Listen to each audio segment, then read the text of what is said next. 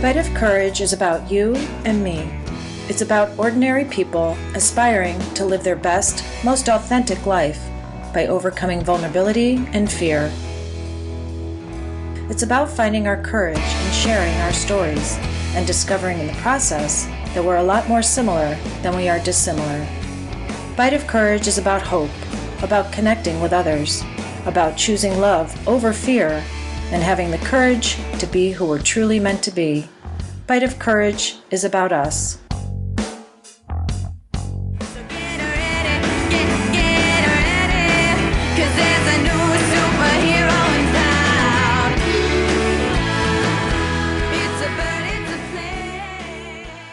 Hi everyone, welcome back to Bite of Courage. My guest today is Albert Ancel, founder and business owner of Rexford Rand Corporation. He spent the last 37 years developing and manufacturing environmentally safe chemicals for the maintenance of buildings, facilities, and equipment. And while he's proud of his professional success, he is most proud of his personal accomplishments. Al, who is a recovering alcoholic, has been sober almost 19 years, and I have had the very good fortune of knowing him for most of that time. Devoted to the practice of the 12-step principles of Alcoholics Anonymous in every aspect of his life, Al continues to be an inspiration to me in my own recovery and to countless others. Spending much of his free time being of service, he volunteers several evenings a week at Hinsdale Hospital in Illinois, facilitating men and women who've relapsed from alcohol and drugs. And he also volunteers an afternoon a week facilitating inmates who are awaiting criminal trial and sentencing at Illinois' Cook County Jail. Being an alcoholic in recovery is the third greatest gift of my life, he often says. I get to show up today, sober, but I can't do it by myself. No one can. That's what AA is all about, being of service, giving back and sharing my experience, strength, and hope with other alcoholics who suffer from this disease. Hello, Al. Hey, Mo. Welcome to Bite of Courage. I'm so grateful that you could be here today. Thank you for asking me. It's an honor. It's a privilege. Thank you. Well, I have a morning ritual that includes meditation. And this morning, my dear friend Kathleen, who is a yoga teacher, invited me to do a practice with her at her house because she knows how nervous I get about these things. So we were out back on her deck facing the sun, doing our yoga, and it was just the most beautiful way to start the day and to sort of get rid of some of my nerves. And one of the thoughts that came over me was the Serenity Prayer. So I thought, in honor of our AA fellowship, I'd take a risk by starting off this podcast in the same way that we often start our AA meetings together, with the Serenity Prayer. Wonderful. Ready? Ready. God, grant me the serenity to accept the things I cannot change, the courage to change the things I can, and the wisdom to know the difference. Amen. Amen. That was nice. That was nice. I needed that. Yeah, me too. So I'm going to ask you the same thing I ask all my guests when I start, and that is your definition of courage. I really don't know what courage is. Courage is always, for me, my experience, is the past tense through the rearview mirror. I don't know that I've ever acted out of courage. I've acted out of need. I've acted out of the moment. I've acted out of a desire to, or a need to be of help, to be of assistance. Courage is different than bravado. Courage is not chest thumping and being the first to do the bungee jump or being the first to jump from an airplane. I mean, that's certainly fun and maybe foolhardy, but courage is something so much more internal. Would you say that you've acted out of fear? Absolutely. You know, I've in the program we hear that, courage is not the absence of fear. Courage is feeling the fear and taking the action. And that may be true, but that's also necessity. Mm-hmm. You know, I try not to get too tangled up into the philosophical aspects of of a word or a phrase, it's easy for me to get lost in thought and become constipated in the intellectualism of and the philosophy of some of this stuff. I try and keep it so much more simple. I know that, there have been events in my life where I was called upon to take acts, have been not fully equipped to do them, to complete them, but saw them through. And people have said that was courageous. And I say it's necessity. It was just of the moment and it had to be done. You would probably agree, and you probably heard of, Brene Brown says that vulnerability, and it sounds like the truth and it feels like courage. And I know for me and for you that when we're vulnerable and we're pushed to the edge and we can't resist change anymore, that we have to do it. So it is in hindsight that we can see the courageous act. Vulnerability is huge risk. And risking everything to get it right. Well, just risk. As a recovering addict, alcoholic, and working with a great many I think of the guys and the women who will travel from a suburb to go down into the darkest areas of the city on a Saturday night, and with $20 or $40 in their pocket, come up to that guy on the street corner who they know is holding a gun in order to grab that bag of whatever it is that they're seeking.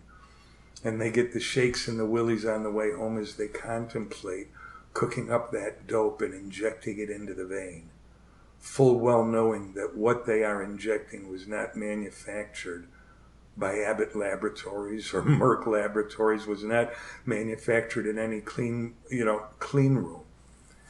And so they inject this dope into their arm, hoping maybe it's not too loaded with fentanyl and that they'll see tomorrow morning. And to me, that's a risk. And they come into Alcoholics Anonymous or Narcotics Anonymous or Cocaine Anonymous or some 12-step program or into rehab, and they're asked to get honest and to take a self-appraisal and to truly look at themselves. And they freeze in fear of the risk of honesty and an honest self-appraisal, and to share and divulge with another human being those things that they've done, that they've encountered. Which is what you and I both had to do. We had to face that risk. So how did you do that? I had no choice. God gives us self-will, and unique among all living beings on the earth. He gives us self-will, free to do what it is that we choose to do. And I think that God also gives us that self-will so that we can beat us into submission to come back to Him for the safety and security that we seek. I know that my own story, I had to be beaten into submission by the drugs and the alcohol. Well, was alcohol your drug of choice, or did you? I never met a drug I didn't like. I did my first pill at 11 years old in 1963. It was oxycodone. And having just recently had shoulder surgery, they hand me a bottle of 50 oxycodone, and I think, oh no, there's no escaping. So, liquid leaf pill powder, it doesn't matter. Change how I feel, change my perception. See, I don't see life, and I don't view the world the way life and the world is. I view the world as through the eyes of myself, the way I am. So if in the morning I walk out the door filled with fear, anxiety, victimhood, anger, jealousy, resentment, rage, I am sure to create an environment where I will meet all of those components head on in another person or another event. I will create the day to fulfill the need to destroy myself, because I don't see the world the way the world is. Conversely, if I see the world and walk out the door the way you did this morning, to go for yoga, to go to relax, to go get centered, to find peace and grace, if I do that in the morning, when I walk out the door, I walk out the door filled with acceptance and tolerance and goodwill toward others. And that's what I pass on. So for the person out there listening who's still in that place, who walks out filled with rage and anger and any of the 7 deadly sins, take your pick, and you're going to work it out on somebody. Absolutely. How did you get to the point? You said you didn't have a choice. It was a last resort, as it was for me, to get into the program. I was brought to my knees. Oh, yeah. So how did you get to that point? What's your advice for helping that person to bridge that gap? I hate to go to the big book because I'm a big Please. book. Yeah, me too. In the big book of Alcoholics Anonymous, the 9th step promises on page 83, 84, if anybody wants to look at it. 2 of the most important promises that continue to be fulfilled in my life are that our whole outlook and attitude upon life will change. And that's everything. It's all or nothing. Recovery is all or nothing. I firmly believe there's a difference between sobriety and recovery. Sobriety is, the dictionary says sobriety is absence of alcohol, abstinence. Recovery is a return to a better or a former place, a place of usefulness. So sobriety is necessary for recovery, but recovery is so much more than sobriety. Mm-hmm. And I know early in sobriety, I had a roommate. I was in rehab, and I went for 28 days and stayed 8 months. And I had a roommate, Chris, who and a sponsor whose repetitively motto was seek the gift, seek the gift, seek the gift. In all things, seek the gift. And here it is, almost 18 years, in a week it'll be 19 years. And a few months ago, before I had this shoulder surgery, the pain in the middle of the night was horrible, and it would wake me. And like most of us, middle of the night, mind racing. The mind either goes to the future and awfulizes the events yet to come, mm-hmm. or I go to the past and try to rewrite history, either making me the victim or the hero, in which case, it's all a lie. So the only alternative, the only safe alternative is to be in the present. Because I believe in a higher power, I believe in God, and I found that through Alcoholics Anonymous. And so God is only with me in the present because that's the only place I can be. God is not with me in the future. He will be there when I get there. But I can only be in the present. So I would lay in bed at night, 1, 2, 3 in the morning, racked in pain, and trying to be in the present. And so I found that I would talk to God and tell him about all the people that I met during the day. And so tonight when I talk to God in the middle of the night, when I wake up, and I will wake up, I'll talk to God about Mo and about this encounter and how challenging it is, how risky this is, how frightened I am of this, how unsure I am of this, how unqualified I am to do this. And I'll talk to God about you. And I will talk to God about all the other people that I meet today. And then I'll talk to God about some of the people I need to pray for because I'm still me. Mm-hmm. But in the middle of this, I found that I was having one-on-one with God. And the pain would subside. The pain would go away. And it was just me and God. You immersed yourself in the pain. The pain became the gift. Mm. The pain brought me to God at a very personal level that was very rewarding and very giving. And I would wake up in the morning feeling different. So the gift is not to be avoided. The gift is to be sought in all things.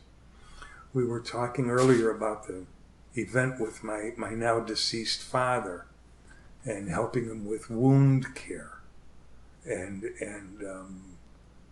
helping him in a way that the doctors didn't see how to help him, that ultimately helped him.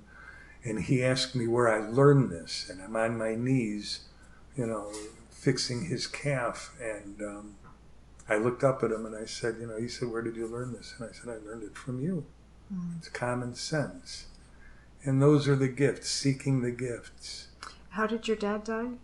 My father took his own life. with a gun, and I found him. And that was 8 years ago Friday. Today is Sunday. And he was at life's end. His life was getting smaller, his world smaller and smaller and smaller. He was a very worldly man, self-made man. And the last 4 years of his life, he would say, why am I still here? You know, all my friends are gone, all my family's gone. And all I want is my girlfriend and my Georgie girl. And his girlfriend was Mom, and his Georgie girl was his favorite dog. And so I knew it would happen. You just didn't know how. Well, I knew how because we'd had many talks through the years, and he had asked me would I get him pills. And I would tell him no, I can't participate. I understand, and I accept. And I honor that. That's a very personal decision. I honor that. But I can't participate in that. He and I had a relationship that was open enough and honest enough and vulnerable enough and risky enough that was based really honor and mutual respect. That we could be really at the end of life issues, be so open. It's the gifts he gave me. You know, we all seek the gift. And in recovery, we all seek the parade. You know, somebody gets sober or clean, and they want the pat on the back from the family and the aunt and the uncle and mom and dad and the employers and the husbands, wives, girlfriends. Hey, you're doing a great job, and oh, you're so wonderful, and you're doing marvelous. And yeah, that's nice. But those are the self-seeking parades. Yeah, that's true. And the parades we receive are so small. Well, one of the things I want to circle back, I know in the beginning, you said being an alcoholic in recovery is the third greatest gift of my life. What did you mean? What were the first two? This comes as a result of the first step. And the first step of Alcoholics Anonymous, Narcotics Anonymous, all of them, all the AA programs all the A programs use the same basic first 12 steps. And the first step is we admitted we were powerless over alcohol, that our lives had become unmanageable. And the admitting of powerlessness, admitting is one thing, powerlessness is brutal. Powerlessness is the end of the world, the end of the line. We'll never have fun again. Life as I know it is over. I might as well become a Trappist monk, right? And so it's daunting, the concept, and very, very fear-inducing. And so the powerlessness is a frightening thing. Men in particular were not raised, men my age are not raised to be powerless. We're right behind that greatest generation. And so the admitting is one thing, the acceptance is another. I had to find a way to embrace my powerlessness, to not make this powerlessness my enemy, but to celebrate it. Find a way to celebrate this powerlessness. So how did you find the courage to do that? 2 women having a conversation. One was entering a phase of diabetes where she was experiencing peripheral neuropathy. Her name is Edith, since deceased. The other woman was Linda, a nurse, a pill addict who could no longer take pills for her pain. And Ethel asked Linda, how did she live with the pain? And Linda said, I made a decision to embrace the pain. Now, I was 2 months sober at the time, and I heard that conversation, and they gave me an answer to a question that I didn't know that I'd been asking. I'd been asking myself, how does this recovery and sobriety thing work? How does it fit? How does this show? How do I wear it? It is a suit? Is it casual slacks? Is it blue jeans? Is it Monday to Friday? Is it 9 to 5? How full in do I have to go? How honest do I have to get? Yeah. You know. How much of it do I have to buy into? And so I'm listening to these 2 women discuss their lives unrelated to my questions, but they gave me my answer. And I made a decision that night that I'm going to embrace this disease of alcoholism. It is no longer my enemy. it can be a great gift. It's also harkens back to what you said earlier about waking up in the middle of the night, embracing it, Embracing immersing it. yourself into... This is the gift. And so once I embraced it, my whole attitude, outlook, and perception of who and what I was began to alter. And so the first greatest gift is my first breath.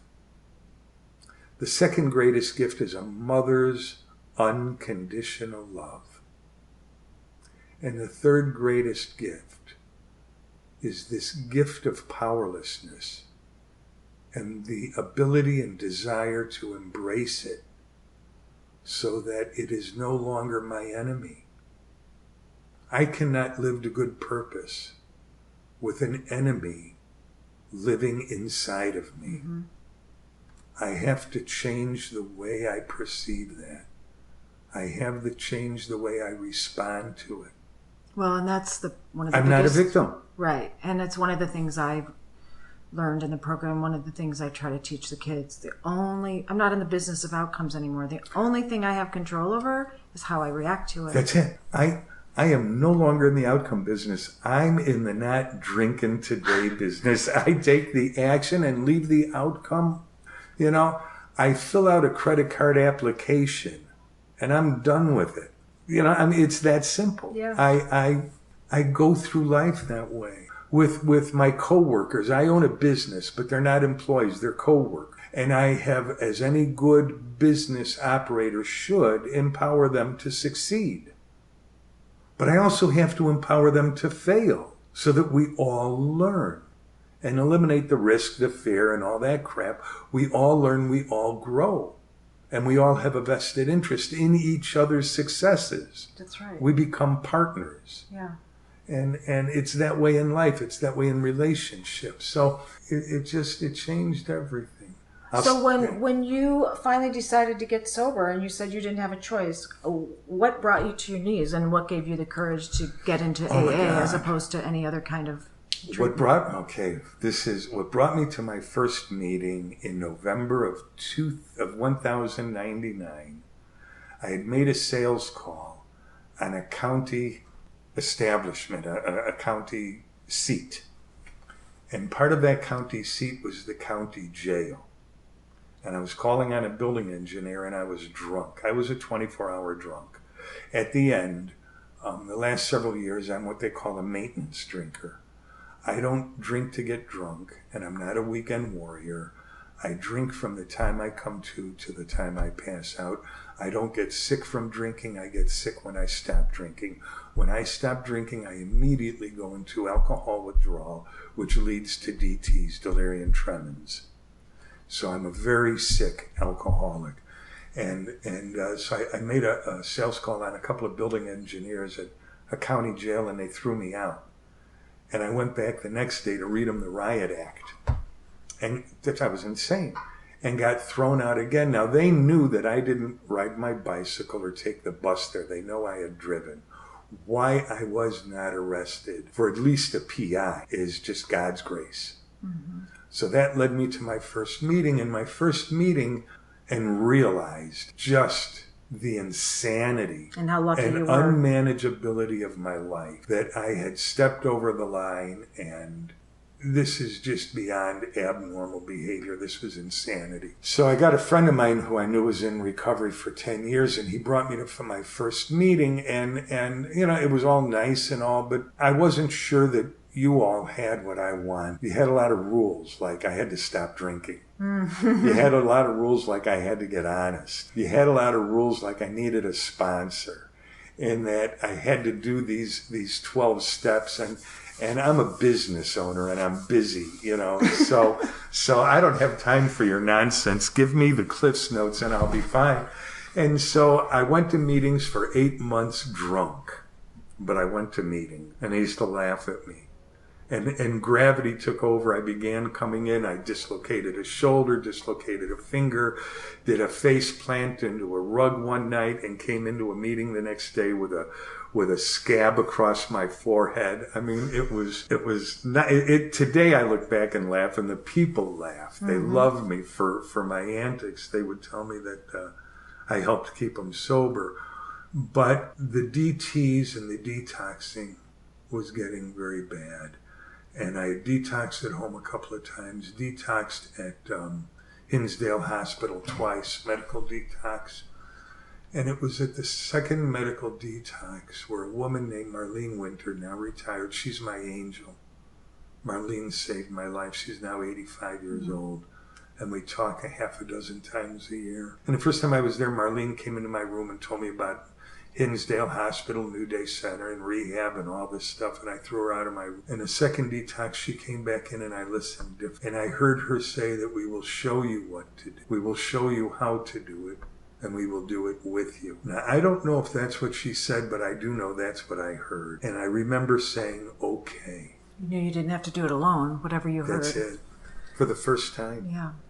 And I remember saying okay, and I remember a sense of ease and comfort and warmth and safety that came over me like I've never experienced before. And I think that might be some kind of an awakening.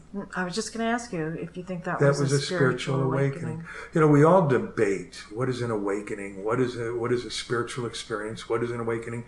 They are as varied as the people that have them. But according to the literature, they all have one thing in common. And I believe this truly, that when a man or a woman has a spiritual experience, the one thing in common that they all seem to have undergone, the change, is that they begin to feel, do, and believe that which they could not do on their own unaided will, that something has entered them and propelled them to some other level of a state of being. I know that I'm becoming a man today that I never knew I wanted to be. If you would have told me 19 years ago that I'd be volunteering at Hinsdale Hospital for 18 years, I'd have said you're out of your mind. Mm-hmm.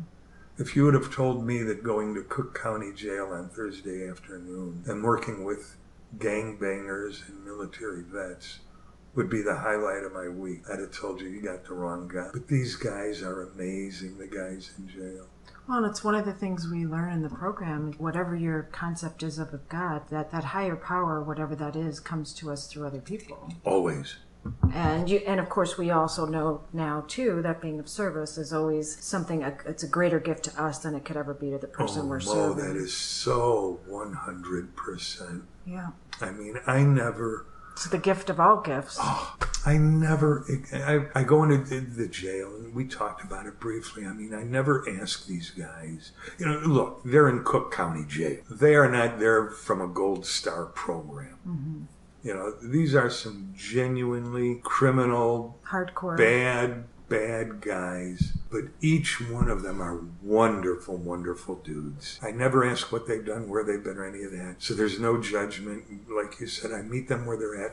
All I see is their heart and their brokenness. And as a result, these guys have shown me a new way of loving. And it is just amazing. And we also talked recently, too, I think everything comes from the family of origin. We can't save everyone. We can only do what we can do and be that change and go out in the world and one person at a time try to make a difference. But I still struggle with that because, you look at hardcore criminals like that, or the disadvantaged or the impoverished, they're a product of their environment and their family of origins. That's really tough. So to be able to just love someone for who they are and where they are, we all have, there's redeeming qualities in all of us if we can get deep enough and be vulnerable enough. If we are open enough and willing enough to see beyond our own experiences and our own prejudices and our own weaknesses, our own defects, and our need to, my ego and my pride will cover my defects, cover my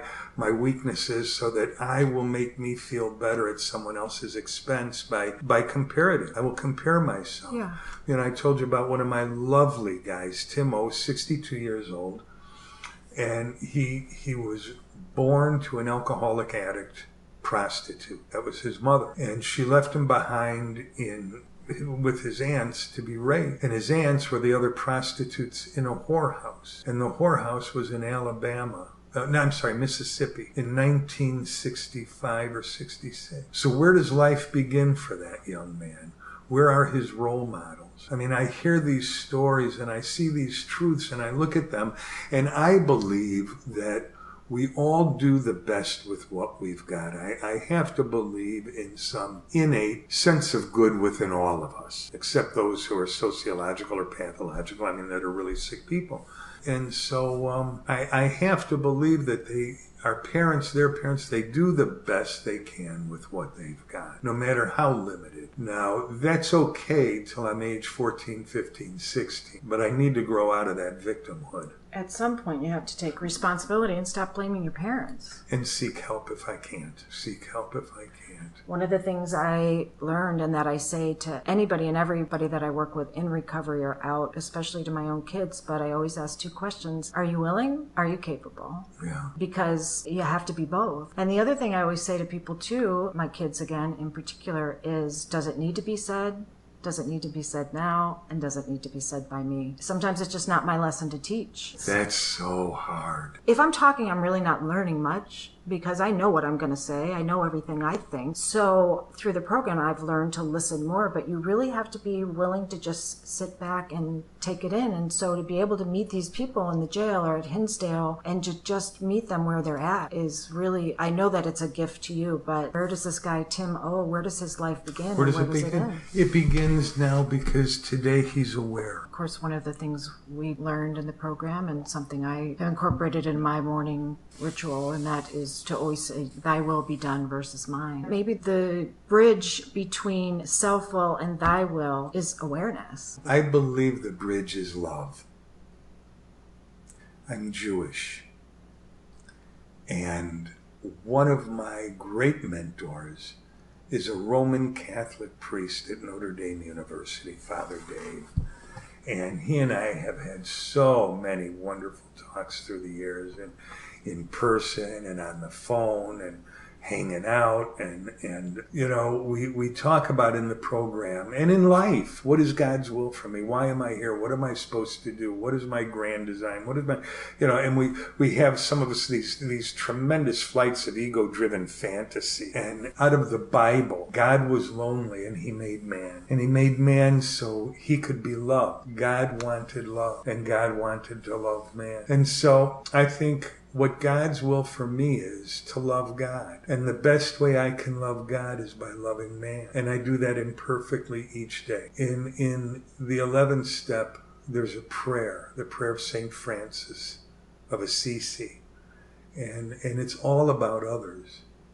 God, make me a channel of thy love, thy peace. Where there is darkness, let me bring light. Where there is hatred, let me bring love. And it's a wonderful prayer. And the prayer is not about me at all. The prayer is about others. The prayer is about being a channel and being available for others. So I don't try to get too thoughtful and philosophical about God's will for me. God's will for me as an addict and an alcoholic today is simply, number one, to not drink or drug. And then to try to act in love. And I fail. And I love quotes. Samuel Beckett, the Irish playwright, I love one of his quotes is, ever tried, ever failed. No matter, try again, fail better. So I get to fail better. I know I'm changing, I'm making new mistakes. And that's okay. That's all okay. It's all good. Once you got sober, though, did you ever relapse? No, never. I thank God. What really did the thing for me, and we talk about the obsession of the mind, the allergy of the body, that we are compulsive thinkers of alcohol. Birds fly, fish swim. Alcoholics drink, and when they're not drinking, they're thinking of drinking. And I remember it was a Saturday night. I was 2 weeks sober. I was laying on a couch about 2 a.m. reading one of the publications, the 12 and 12 from Alcoholics Anonymous, 12 Steps and 12 Traditions. And in the second step in the 12 and 12, it gave permission. And the second step is came to believe that a power greater than ourselves could restore us to sanity. And it says nothing about God. It's just a power greater than myself. And I remember laying in this couch in the middle of the night, and they gave me permission, the book gave me permission, the author gave me permission to use the AA group as a whole as a higher power. And I envisioned a group at Dune's house in Michigan City, and in those days they could smoke. And the ceiling's about 8 feet tall, and the smoke would hang from the ceiling to about knee level. And I imagined a room full of nameless, faceless people doing one day at a time what I could not do for myself. And that was simply not drink and not drug. And that was sufficient for me. Now, I don't know what day, week, or month that I transitioned from that group to a God, but it did. And I think God is a muscle. Belief and faith is a muscle. The more Spiritual I use conditioning. the more I use it, the stronger it gets. There's an author, Paulo Coelho. I think he's Argentinian or Brazilian, and I've read some of his books. And one of his quotes was that faith is a difficult conquest, and it requires frequent battle for its maintenance. So that the faith I have today is insufficient to sustain me tomorrow or the day after or next week. That I must have faith at all times. And so that tells me that I must be present in my own life at all times. It's not like you never think about drinking. Oh, no. Right. Oh, I think these Gen Xers and millennials have totally ruined booze.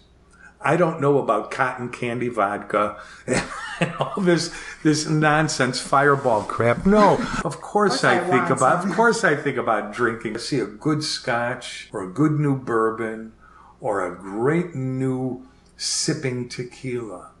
And I think, I would have enjoyed that. And then that follows immediately with, but I enjoy how I feel today. That alcohol is just not a thought.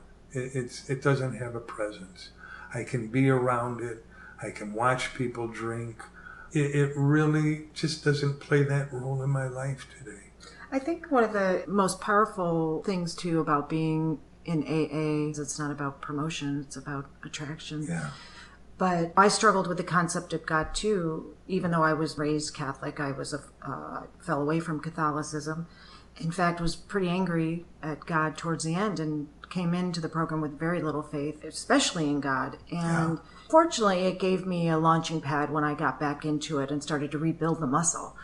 But for me, the higher power is just, sometimes it was just whatever was right in front of me. And I spoke to you earlier about what happened this past week. I've had thoughts of alcohol, and I'm of the belief that there's alcohol in our house. We socialize with people who drink. We offer people drinks. That's never been a trigger for me. And one of the things that was reaffirmed for me this week is the principle that we learn, which is alcohol, or whatever your drug of choice is, it's really just a symptom of what's going on. Yes.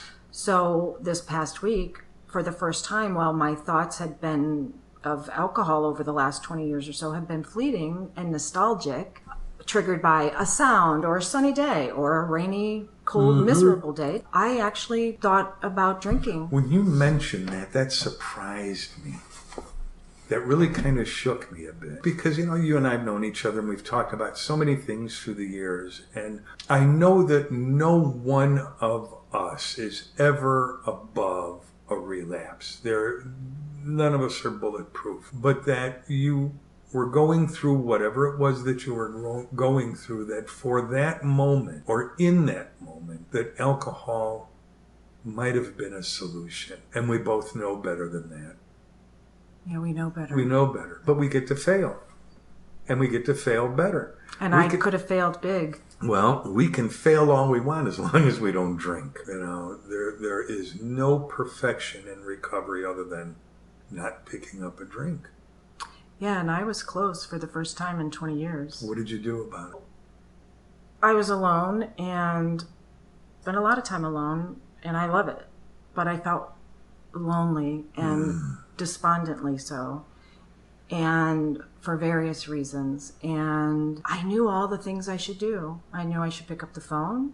I thought about calling you, thought of calling a couple other people. I should go to a meeting. I should write a gratitude list. But I was sitting in a chair and absolutely paralyzed.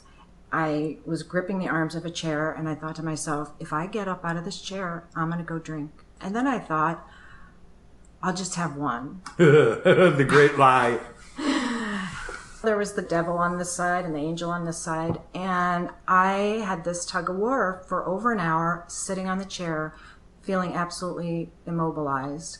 And I played it out, and I tried to reach out to 2 people. But, we want what we want when we want it. And they didn't answer, and they didn't respond when I wanted them to respond. They certainly called back within a reasonable amount of time. I was finally able to get a hold of somebody, but it wasn't enough. Yeah. We're alcoholics. Nothing is ever enough. It was unmanageable. And I could tell you all the things that I was grateful for, but I didn't feel any of those things. I could have said, I don't have everything I want today, but I have everything I need. I didn't care. I felt numb.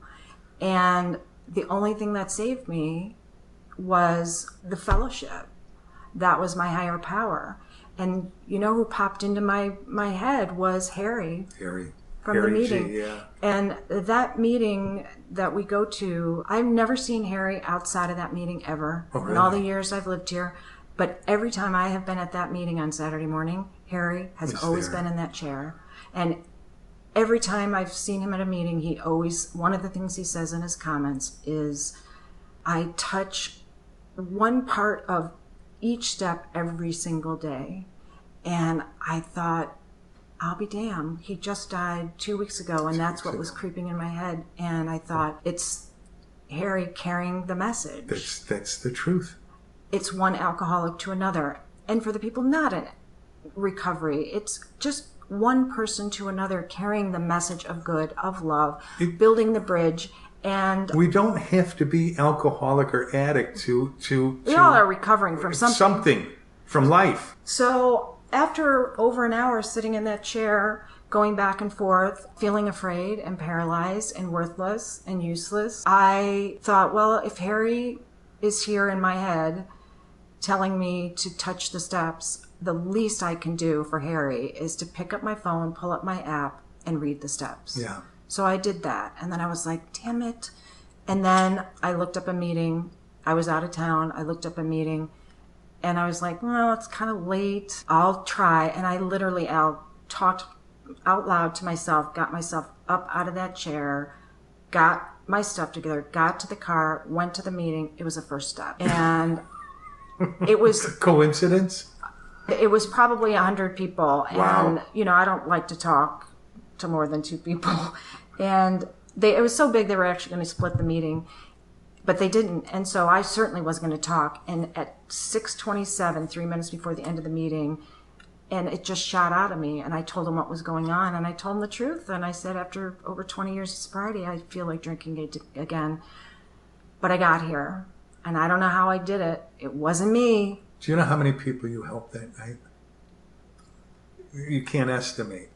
If there were 100 people in that meeting, you helped 95 of them. Yeah, Our truth, your truth, your honesty, your willingness to be vulnerable, that's what it comes from.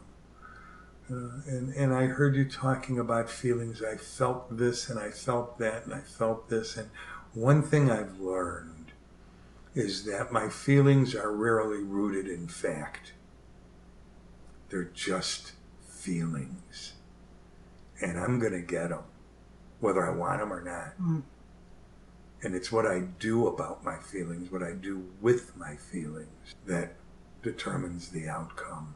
And I kept saying, before Harry popped in my head, I kept saying, this too shall pass, this too shall pass. All stuff I learned in the meetings. And it was just because of the repetitions, like you talked about the muscle, the God muscle. It was the spiritual conditioning, just doing it over and over, keep coming back, turn it over, surrender. All the cliches, they work because they are cliches. But you took the action, and the action was getting out the phone, pulling up the app, and reading those steps. And you found in one of those steps whatever it was that you were looking for. That you didn't even know what you were looking for. But you found it and you didn't drink. And I thank God for that. That's the thing I think to remember. We're all going to have emotions. That's part of being human. We all feel the same stuff. Today is not forever. What I feel today is not forever, unless I make it so. Unless you dwell there. Yeah. Do you have any advice for people that are struggling? I try not to give advice. What do you think about people that... I've said in meetings, and I've been in meetings where, people are giving out advice, and I'm thinking, how horrible, how unfair. It doesn't say in any of the literature we're there to give advice. We share our experience, strength, and hope. And if I don't have experience in a given area, I best be quiet, because I might kill someone. What keeps me sober could get you drunk. So I need to be very judicious with that. But, to those who are struggling, talk to someone, and not just those who love you. Those who love you can harm you through their love and ignorance, and their codependence. Yeah, that's it, the ignorance. The codependency is just horrible. And alcoholics are some of the most codependent people in the world, by the way. It's not just the husbands and wives of the active drinker, alcohol, or addict. But to talk to someone, you're not alone. You are so not alone. And what you are feeling and what you're going through, you are not unique. If what you feel or if what you have done has a name for it, someone has done it or felt it before. And there was a French Jesuit philosopher. He's one of the new guys. He only died like 50 years ago. His name was Pierre Teilhard Desjardins, and he said, that which is deeply personal is most universal. And so that those things that are within me that create the most shame and the most guilt and the most remorse, and those things that I want to lock away deep, deep, deep within my soul, are the most universal things that we've all felt, seen, or done. I am not alone, and there's no need to live alone. And it's about creating connection. It's through taking the action, the connection is made. And it's Mark Nebo that says that, he's one of my favorite spiritual writers, who says that the challenge is helping each other to come out of our shell and then to live there once we're out of it. Yes. And for me, that's what people like you and others have done, because at least now I know in moments like that, my recovery and my determination to keep going and to keep trying and to just not quit and to get into the arena, as Teddy Roosevelt said and Brene Brown now quotes all the time, is what it's about. I'm going to shift gears a little bit. I do a rapid fire round of questions at the end. You ready? Is this like Jeopardy? It's like Jeopardy, except you don't win any money. Oh. All right. Favorite sound? Laughter. Favorite smell? Fresh cut grass. Favorite food? Home cooked. Favorite type of music? 60s, 70s, 80s classic rock. What scares you and makes you feel vulnerable today? Not much, because if it's my truth, it's mine. I own it. If you really wanted someone to know you, what would you want them to know? That I'm in process, that I'm not complete. I'll never be complete, but I'm willing to continue to try. Most influential person in your life? My father. What's next? What's the impossible task or dream ahead of you that's calling you to be courageous? I'm on the board of a nonprofit. We're putting together a 28-day inpatient program in a county here in Indiana that is in desperate need. The opioid and meth problem is just so horrible. Alcoholism is what it is. It's still on the rise, incrementally, but still on the rise. And that's the next challenge. I want to be an active participant, taking what I've been given at Hinsdale Hospital, at Cook County Jail, and bring it here. Last question. What do you want to be remembered for? Honestly, that I'm remembered is not so much important as that those who've impacted me and I've impacted continue to live in an impactful way. It's not so much about my being remembered as that I am eternally grateful for all those who came before me. Yeah. It's on their coattails that I've ridden. My being remembered is none of my business. My remembering them is what I need to do. I really appreciate you being here and for being so honest and open. Thank you so much. And vulnerable, and you've made a difference in so many lives. So thank you for that and for your good works. Thank you. For anyone listening who's struggling with addiction, there's one thing I know for sure. You don't have to do it alone. We were not meant to do it alone. None of us are. So if you need more information about Alcoholics Anonymous, you can reach out to me anytime by emailing me at humormewithmo@gmail.com. You can also Google AA local meetings and find them wherever you live or wherever you're traveling. Yep, they are all over the world.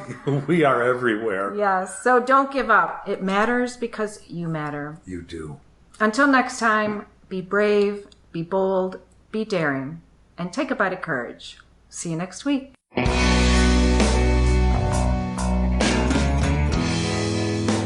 Thanks, everyone, for tuning into my podcast, Bite of Courage. To learn more about my guests, you can go to biteofcourage.com or go to my website, humormewithmo.com, where I also post weekly articles about finding humor in life's absurdities. Until next time, be bold, be daring, be brave, and take a bite of courage. This is a Trio production, all rights reserved.